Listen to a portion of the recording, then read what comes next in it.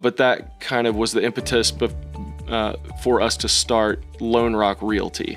Okay. Yes. You're your own brokerage now. Yes. We're in talks with a lot of different agents that may be thinking about making a switch, and we're trying to have a positive impact for the homeowners here in Northwest Arkansas. I mean, sticking on AI for just a second, Sure. If you're trying to find houses to flip, I mean, the amount of research that you can accomplish now is just insane. As long as you're looking for creative solutions to people's real problems, Right. I think you're always going to be able to find a gap in there that is profitable.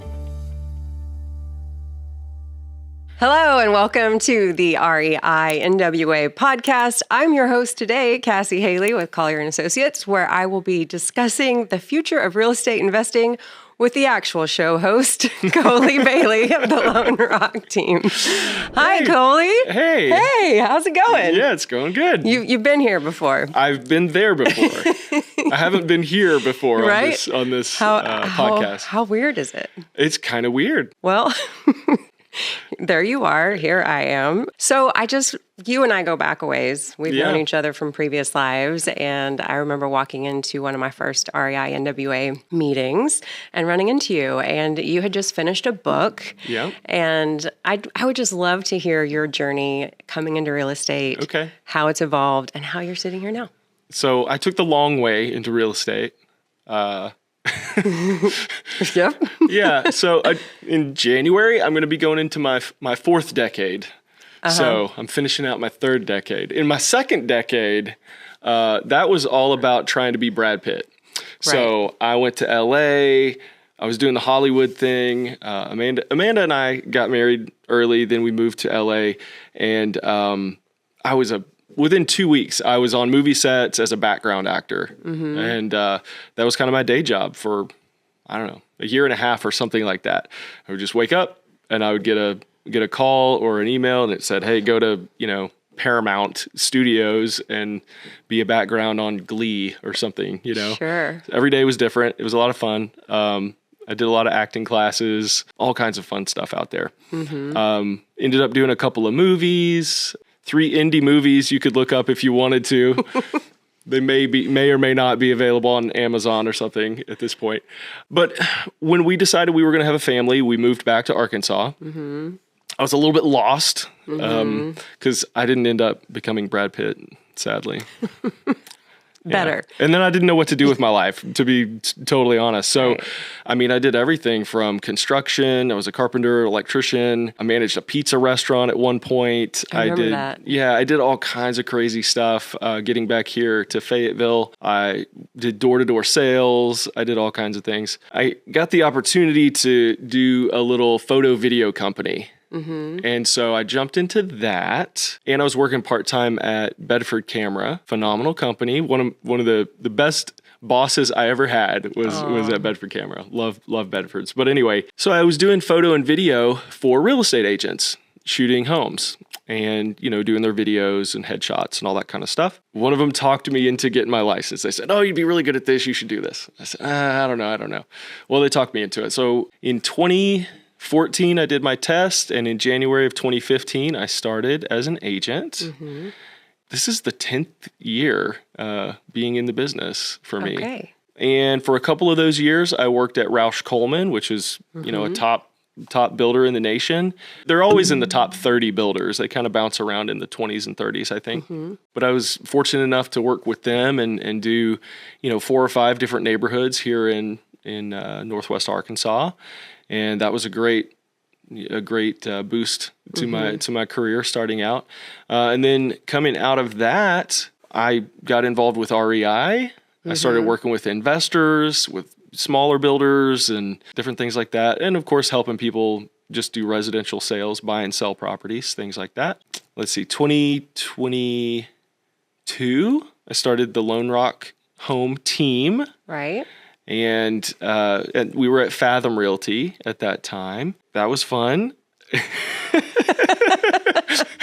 That was fun starting out not knowing anything about leading other agents or helping them get their careers going. And I was trying to juggle a lot of balls at that time to help some of these other agents get going. A lot of learning opportunities, I would say, at that point. Coming into this year, 2024, we actually were in talks with another builder about a project that's actually coming up. Maybe we'll talk about that. Sure. But that kind of was the impetus for us to start Lone Rock Realty.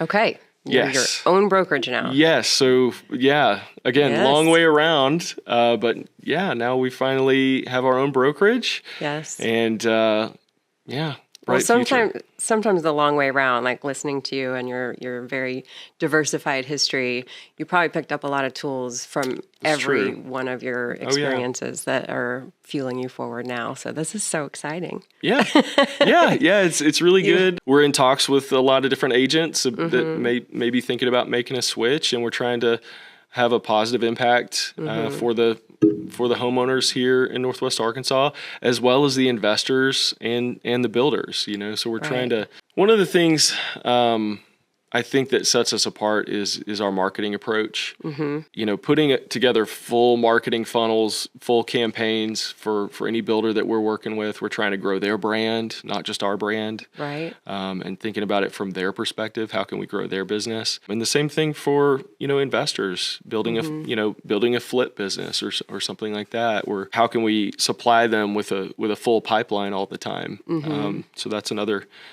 thing. Right. You're really strong with marketing. Obviously, that's one of your very good strong suits. How have you seen technology start to influence not just marketing, but also just the real estate industry in general? I mean, technology has been, it's always evolving. And I mean, you can go back to when the MLS was a book that was this thick that printed out every week, and then it dropped off at all the brokerages, and and then it went online, and then we went to these portal platforms like the Zillows, the Realtor.coms, those kinds of things. There's always this talk about the next technology is going to kill agents. It's going to do away with all the real estate agents, right? And it's like, every step perilous for the realtor or whatever. It's kind of interesting because we're actually at a progression in technology at this point where, we've had social media and social media. One of the things for my career that was a huge boost was using Facebook and Instagram and using that ads platform. We could get really good content in front of 50,000, 100,000 people reliably. And it was just a dollar amount. And it wasn't very much. I mean, it was like a few $100 and you can get in front of a stadium full of people. And you can be selective. Too. The right people. Yeah.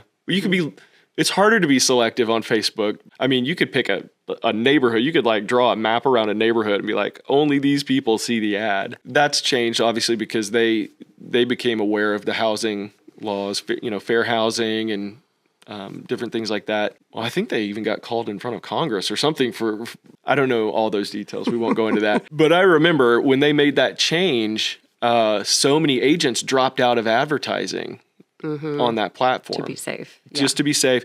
And a ton of them did. And the thing is, there are workarounds. I mean, if and it's not like a loophole to break a law. I want to be clear on that. It's not that. It's going, okay, well, what if we created an audience that was actually interested in what we do, right? Instead of necessarily zeroing in and targeting, somebody just on this street and, calling them out by name or something in the ad. You can do a broad audience and just see who's interested in it. And then you can follow up over and over and over and over again with the same people who are interested. And that's how you grow a brand. And so that has been really beneficial up to this point, and that was one of those technological shifts a lot of agents didn't jump on, but the ones that did really did well with it. I think the next wave of technological advancement that we really should think about jumping on is AI, is the artificial intelligence stuff. And I'm not saying to jump out and have ChatGPT write your contracts and do all that. That's not what I'm saying. But you need to be aware of how these things work, what they do, what they're capable of, what they're not capable of. And the thing is, every couple of months it progresses. They get better and better and better. You know, you were talking about when I wrote the book, and this was going into 2023. Okay, so I was going into 2023, and I actually wrote the book. It wasn't an AI. In fact, it was the last like few weeks of writing and I had 200 pages written, all this stuff, and I found out about ChatGPT, and I started playing around with it, and I was like, oh. Man, it could have written the whole thing. There's services out there for sure that will, AI can outline the book or write chapters. But I mean, at the same time, you don't really want it because it doesn't have your personal stories. It doesn't have all the, all your insights and the knowledge, and it's not going to organize the information the way that you would. You have to be careful about that.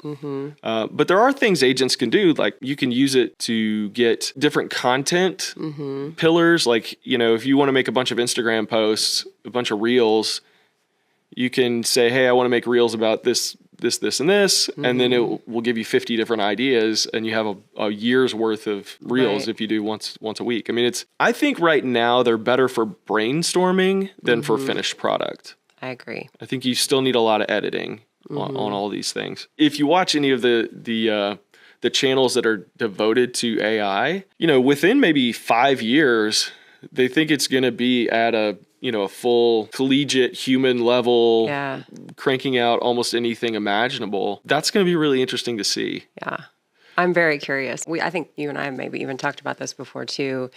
People are really scared about AI getting that advanced and being able to do those things. But I just kind of feel like our human capacity to then do other things, like the amount of, innovation that we could spur on when we're not tasking on stuff that anyone like AI can task on. Yeah. Well, so I'm excited to see what we, how we become elevated as well. We can make you so much more efficient. Like I was creating a training platform for our agents. Okay. And so I've outlined the different courses that I want to create. And there's several different slideshow AIs. One of them is called beautiful.ai.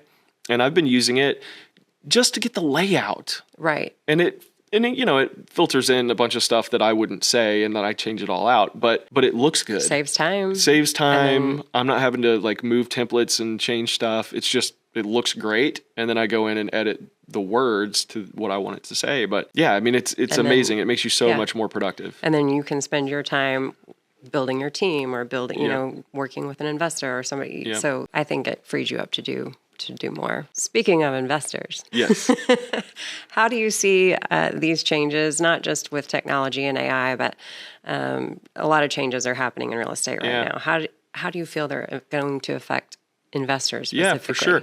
Well, I think, sticking on AI for just a second, if you're trying to find houses to flip, I mean, the amount of research that you can accomplish now is just insane. I mean, especially if you work with a great agent who has access to the MLS, we can go back and see, okay, this is the 764 homes that match your criteria that have ever been built in this particular part of this county. You see what I mean? And it's like, all of those need to get letters from you on a continual basis, right? Oh, don't know what to say in the letter? ChatGPT it, right?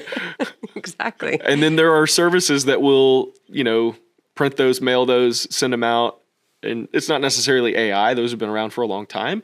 But you can create a system of marketing to give yourself a pipeline. Gotcha. Or you're, working with your agent, you can do that. And then just keep doing that on the sales side too. All the different technologies available for marketing. Yeah, I think that's bright.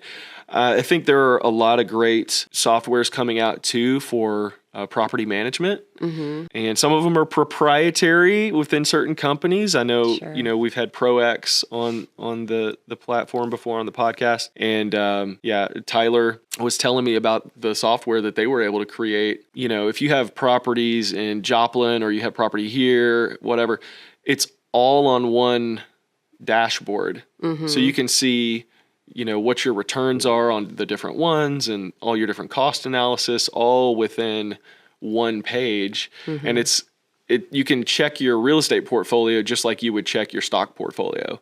Nice. all in one platform. That's really cool. Mm-hmm. So I think there's a lot of efficiencies that are going to be gained from all these things. Now, whether it starts replacing people or not, I don't know. Because somebody did ask me that, like, what would it take to replace a real estate agent with AI? And I'm like, well, it would take a lot.